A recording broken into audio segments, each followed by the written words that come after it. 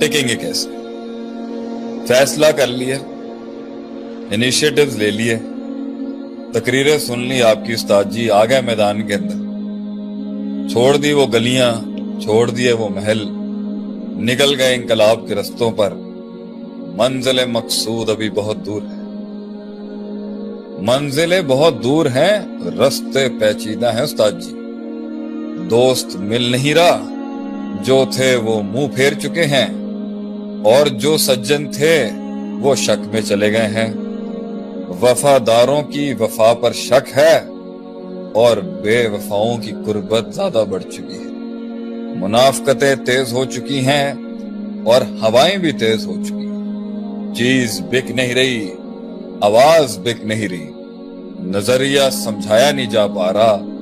लोगों के दर्द में मैं एक एहसास नहीं बन पा रहा, लफ्जों से एक कलाम नहीं बन पा रहा, उन कलामों से एक किताब नहीं बन पा रहा,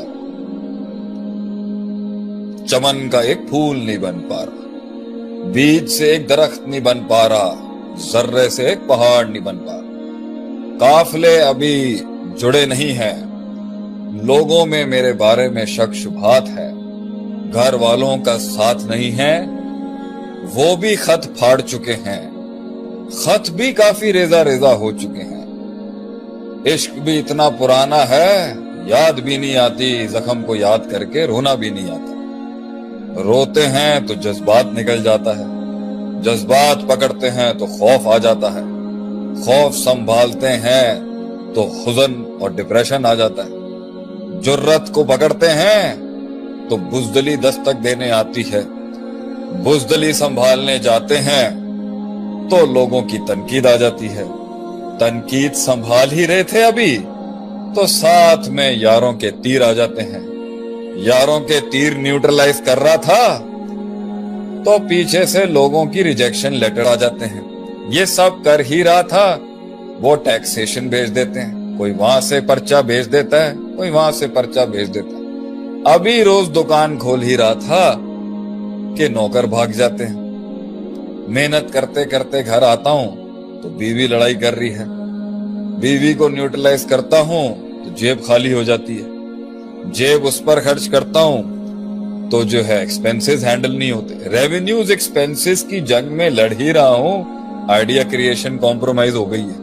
आइडिया क्रिएशन करने जाता हूं तो ग्राफिक डिजाइनर भाग जाता है, ग्राफिक डिजाइनर को पैसे देने जाता हूं तो वेब डेवलपर चीख रहा है, वेब डेवलपमेंट को मुंह देने जाता हूं तो जो है अल्लाह एसेट मैनेजमेंट वाले नाराज हो जाते हैं। एसेट मैनेजमेंट को संभालने जाता हूं तो फुप्पो घर में सियासत करने आ जाती है, फुप्पो को संभालने जाते हैं तो वहां से मामे की सियासत शुरू हो जाती है।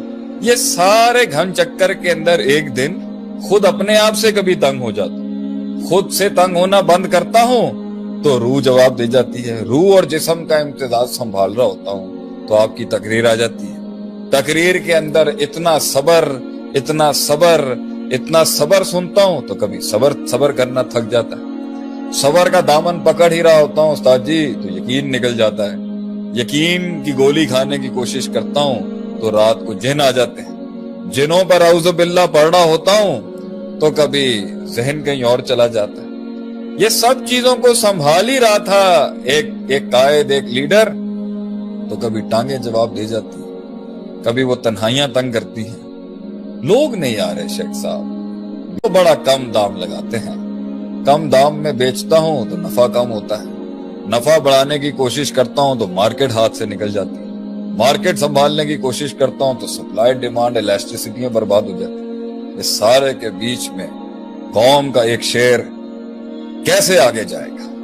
आपके सवाल को हमने मजीद हुस्न दिया है अपने कलाम से, आपके सवाल को हमने मजीद शरह की है, मजीद तज़ीम की है उसकी, थोड़ा सा इस कलाम को करके। तो हमारा जवाब उस पर यह है कि शुरुआत के अंदर जख्म होता है जो उसको कायम रखता है, दर्द होता है जो उस नन्हे से पिल्ले को शेर बनने तक के लिए कायम रखता है, एहसास होता है वो जो उसे जिंदा रखता है, एहसास होता है जो उस बिस्तर के ऊपर उसकी छाती के अंदर वो कलेजा दब दब दब बज रहा होता है, وہ اپنی زبان کو خاموش کرواتا ہے اس کو.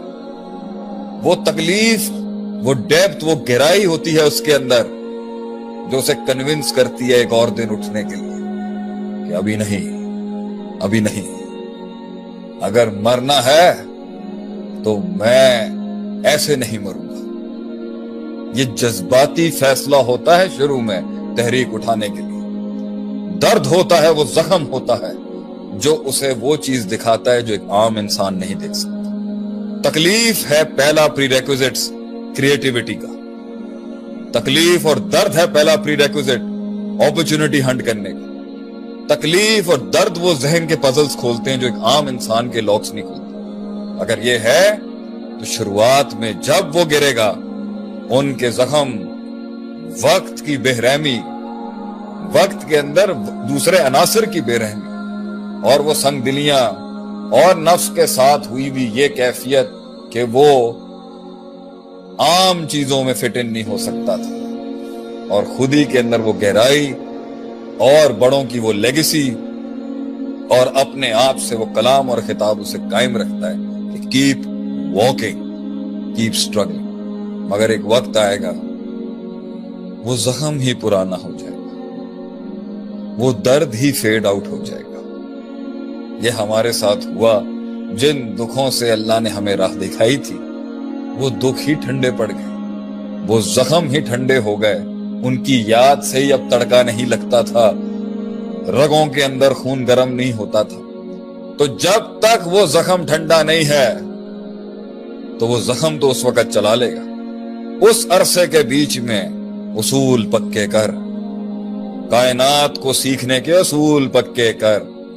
من جدہ وجدہ، جو کوشش کرے گا پا جائے گا. اصول پکے کر.